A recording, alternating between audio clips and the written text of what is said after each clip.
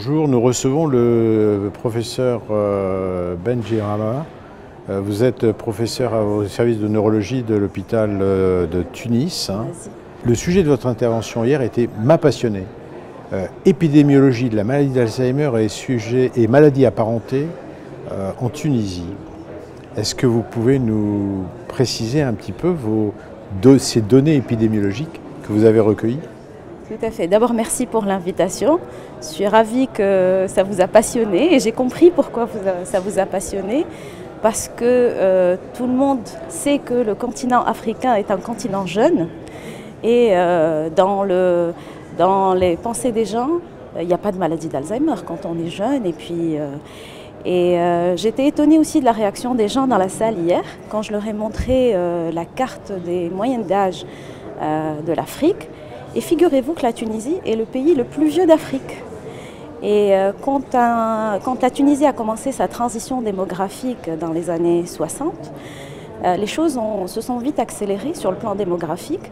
Et en fait, la démographie actuelle fait qu'on est en fin de transition démographique. L'espérance de vie est autour de 75 ans en moyenne, un petit peu plus pour les femmes. Et puis, il y a eu une politique de santé pour cadrer un peu la natalité, ce qui fait qu'on a une proportion de personnes âgées qui est de plus en plus importante. Et les projections font qu'en 2034, on aura un Tunisien sur 5 qui aura plus de 65 ans.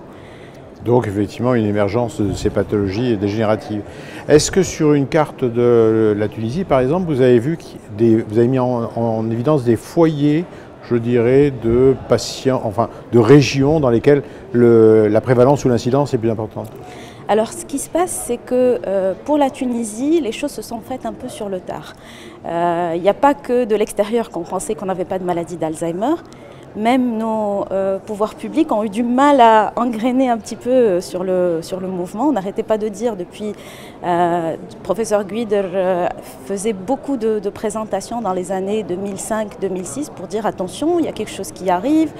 Et en fait, ça n'est que récemment qu'on a eu le premier centre Alzheimer spécialement dédié à la maladie d'Alzheimer, au CHU Razi à la Manouba. C'est fonctionnel depuis 2010 et donc pour le moment on a essentiellement des données centralisées par ce centre de référence. On a aussi des données au niveau d'une grande région du sud qui est la ville de Sfax et on a aussi des données au niveau du sud, plus bas, au niveau de l'île de Djerba. Maintenant, les autres régions commencent à développer leurs données. Il y a Sousse aussi qui commence à développer les données. Donc on est arrivé à pouler des résultats nationaux, entre guillemets. Mais l'idée, c'est d'aller vers un registre national. Et là, je pourrais vous donner des répartitions géographiques, comme vous l'avez demandé. D'accord. Je pense que les facteurs épidémiologiques qui ressortent sont à peu près identiques à ceux qui ont déjà été décrits dans la littérature. Est-ce que vous avez quelques spécificités ? Alors, justement, dans ce que vous dites, dans l'épidémiologie descriptive, je vous ai dit, on rejoint à peu près, on n'est pas aux mêmes prévalences que la France. On est à peu près 4,7% par tranche de population de plus de 60 ans. Oui. En termes de prévalence, ce qui fait à peu près 3,2% de malades Alzheimer dans cette tranche d'âge-là.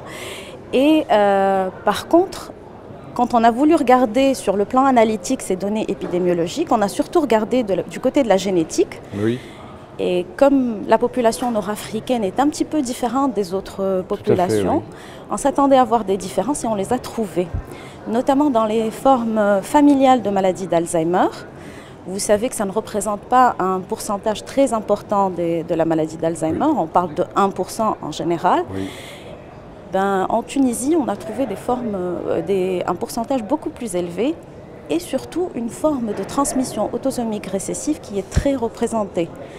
Je ne sais pas si vous connaissez un petit peu ce qui se passe en Tunisie, mais on a une forte consanguinité avec beaucoup de mariages consanguins dans les premières et deuxième générations. Et on était impressionné par le nombre de formes à transmission autosomique récessive. Très intéressant. C'est très intéressant.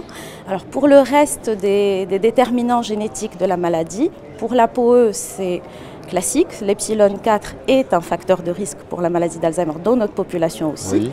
Par contre, TREM2, par exemple, qui est maintenant considéré comme un facteur de risque assez important dans les pays européens et occidentaux, ne semble pas être un facteur de risque particulièrement important en Tunisie.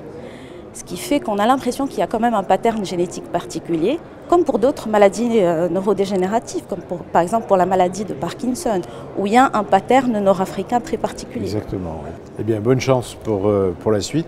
Et rendez-vous l'année prochaine à Bordeaux, vous nous en direz peut-être un petit peu plus. Ravi d'avoir fait votre connaissance et merci beaucoup. Je vous donne rendez-vous l'année prochaine. Merci. Inch'Allah.